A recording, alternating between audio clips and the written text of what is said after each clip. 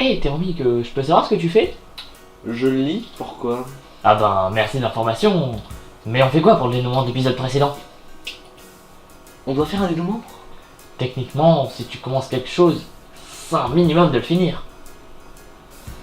La flemme. Franchement.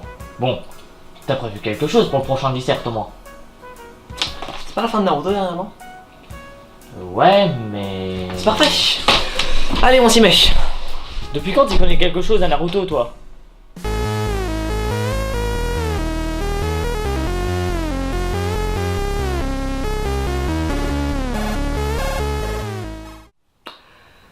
Bon, ben voilà.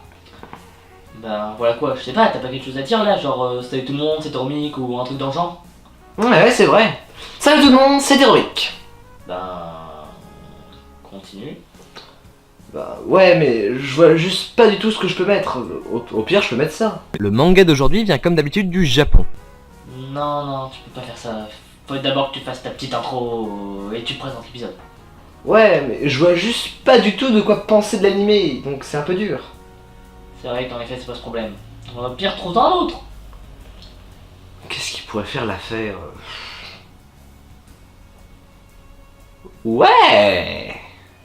Alors, One Punch Man ou One Punch Man en japonais est un webcomics entièrement réalisé par One et publié sur son site personnel depuis 2009. Le comics gagna rapidement en popularité, ce qui attira l'attention d'Usuke Murata, qui recracha d'ailleurs ses céréales en voyant le niveau de dessin de One. Il proposa à celui-ci un reboot de la série ainsi qu'une adaptation en manga après quelques échanges sur Twitter. Le reboot fut ensuite publié dans le web magazine Tohari no Young Jump. On suit l'histoire de Saitama, un jeune chômeur en recherche d'emploi blasé de la vie qui croise par hasard un homme crabe poursuivant un gamin avec des couilles sur le menton qui lui a dessiné des tétons sur la carapace. Saitama réussit miraculeusement à vaincre le crabe et se rend compte que ce qu'il fait triper, c'est d'être un super-héros. On le revoit donc après son entraînement intensif 3 ans plus tard avec plus aucun poil sur le gland. On parle de ses cheveux là. Ouais. Donc, on le revoit 3 ans plus tard avec plus aucun cheveu sur le crâne et une force si impressionnante qu'il peut défoncer tous ses ennemis en un coup.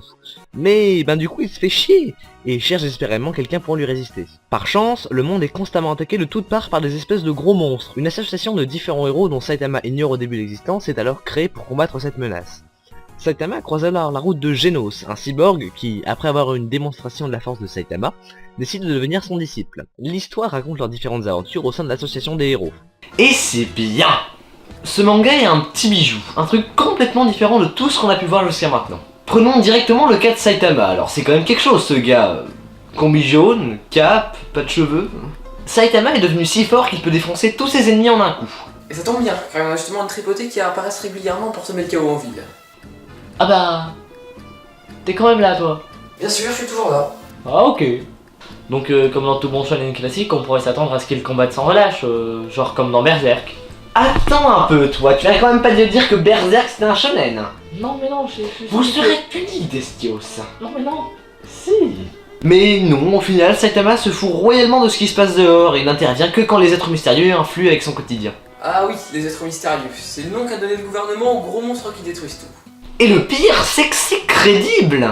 Le principal problème de Saitama est qu'il s'ennuie. Il ne trouve personne à sa mesure et puisqu'il ne trouve personne à sa mesure, il perd complètement la notion du combat. Les ennemis remplissent aussi leur quota d'originalité. L'auteur les considère comme de vrais personnages avec leur motivation et leur but. Ce manga parodie les codes du shonen, mais pas seulement. On y retrouve aussi du comics ou du neketsu classique. Par exemple, quand Genos et Saitama arrivent enfin devant le repère du grand méchant. L'histoire voudrait qu'ils parcourent un dédale de couloirs, déjouant tous les pièges, pour enfin arriver devant le grand méchant et lui péter la gueule. Mais non, ils détruisent tout de l'extérieur et se cassent. Un moment, Saitama vient de sauver le monde, mais tout le monde lui crache dessus. Juste parce qu'un seul héros frustré de s'être fait dépasser convainc les autres qu'il est responsable de la destruction de la ville. Enfin, je crois que vous avez compris le délire, alors on va passer à la suite. Le dessin et le découpage n'ont rien d'exceptionnel, mais ne sont pas mauvais pour autant. En même temps, c'est normal pour le mec qui a fait ce truc là. Mais on peut remarquer un subtil détail. Saitama est toujours dessiné de manière extrêmement simple, ce qui crée un contraste avec les décors et les autres personnages. Il n'est bien dessiné que dans les moments vraiment importants où il devient sérieux, même si ce n'est pas totalement vrai, mais je ne m'étalerai pas là-dessus pour des raisons de spoil évidentes. J'ai cependant trouvé quelque chose à lui reprocher. Mon cher Destios, j'ai trouvé le moyen de vous punir. À la cave. Non mais tu m'as libéré depuis hein. Mon cher Destios, ceci est un pistolet blaster de série 66. À puissance maximum, il peut dégommer un mecha à 3000 mètres d'ici. Réglé en puissance minimum, il ne provoque que légère douleur anale. À la cave. Ce qu'on pourrait reprocher à One Punch Man est sa trame narrative assez farfelue. Par exemple, on commence un chapitre en plein milieu d'une histoire, à la limite c'est pas vraiment gênant puisqu'on plonge très facilement dans l'intrigue, mais lors du chapitre suivant, on lit alors le début de l'intrigue, ça pourrait faire nous perdre complètement dans l'histoire. En plus, comme la fin des chapitres est souvent sous forme de mini cliffhanger, lire ce qui s'est passé avant casse complètement le rythme. Et puis imaginez pour les gens comme moi qui lisent ça semaine après semaine, mais c'est horrible! C'est comme si dans Star Wars, juste avant le combat entre Dark Maul et Qui-Gon, on nous racontait pendant 1 heure comment celui-ci est passé du côté obscur de la Force. Mes chapitres préférés sont ceux avec le vaisseau alien, tout simplement parce que l'histoire ne fait pas d'aller-retour à tout bout de champ. Enfin, on peut dire que c'est en train de s'arranger parce qu'on voit de moins en moins ça dans les derniers chapitres. Ce cher One aurait-il compris? Toujours en parlant du dessin, le manga il va passer du dessin burlesque au superbement épique lors des combats. Cela permet de mettre en évidence les scènes importantes de la même manière que plus haut. Le manga arrive à tirer avantage du webcomics. N'ayant pas de nombre de pages prédéfinies, il découpe l'action au maximum mais en démultipliant les slash pages. Cela donne un rendu qui ressemble beaucoup au Sakuga. Alors en fait dans l'animation il n'y a que 10 ou 15 images par seconde, bah en fait le Sakuga c'est quand ça atteint 24 images par seconde et en fait on a l'impression que c'est super bien fait. L'auteur joue beaucoup sur le déplacement de l'angle de vue, ce qui donne un côté très dessin animé pour certaines scènes d'action. En fait, One Punch Man n'est pas vraiment un manga qui se lit, mais qui se regarde. D'ailleurs, il y a une anecdote marrante à ce sujet. Donc, même si c'est un manga papier sans adaptation animée, bah il y a quand même un opening qui a été repris par Shindeai et Vulcain qui font de la chanson, avec les passages avec les slash pages. Et c'est super bien fait, on voit totalement les mouvements de caméra.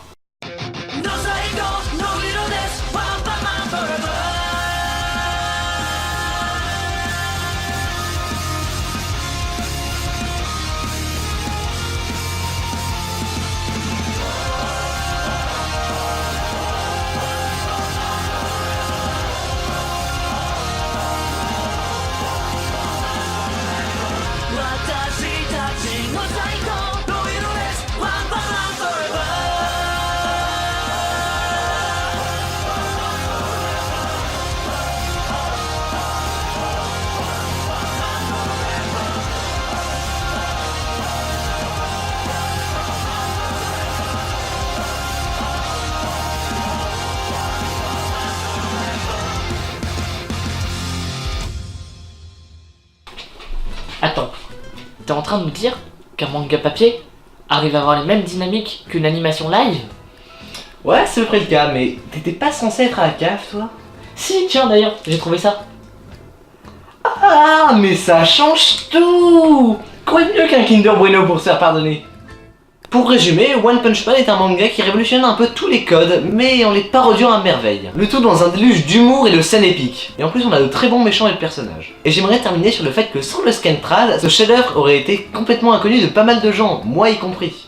On nous rabâche que le Scantrad c'est mal et que ça ruine les éditeurs, mais ça nous permet de découvrir des tonnes de trucs qui seront jamais édités dans notre pays.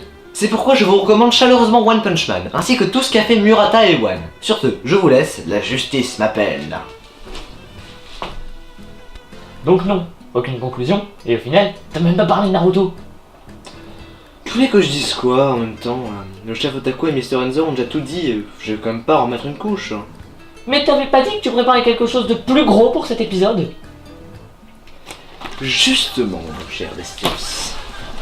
Sache que je déteste ne pas finir mes projets, et que quoi qu'il advienne, je finirai cette intrigue que j'ai mis dans l'épisode 8. Et c'est pourquoi je vous fais une annonce à vous tous qui regardez cette vidéo. Sachez que je finirai ce que j'ai commencé. Tu te rappelles? Allez.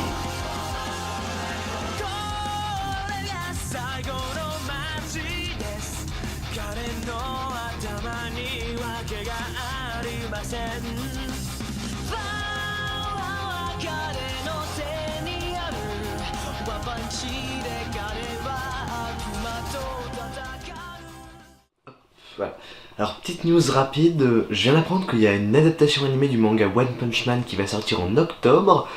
Donc je suis complètement impatient, donc voilà, il fallait que je rajoute ça parce que bon, vu que le tournage était il y a 4 mois, ben il n'était pas encore annoncé. Je vous le dis, vous en faites ce que vous voulez, mais ça va être énorme!